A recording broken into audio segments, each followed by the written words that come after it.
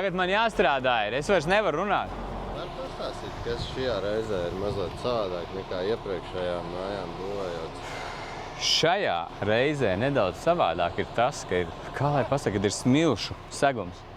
Jā, Ko dod smilšu segums? Nu, tā ir nedaudz tāda viegluma sajūta, nav tāds fundaments zem kājām.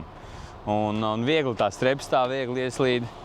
Un tad mums ir jāsit stutas iekšā.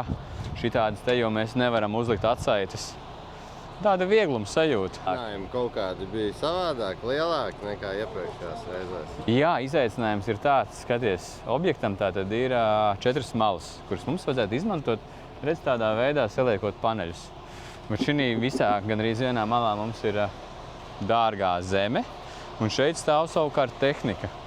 Un tad drusciņ tālāk sanāk tos paneļus likt. Sanāk, ka pārvietojās smagai mašīnai vai kādā? Nē, vienkārši ilgāks laiks, lai paneļus paceltu un uzmontētu.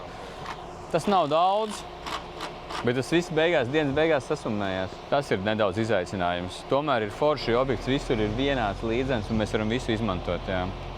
Bet var pielāgoties, vai ne?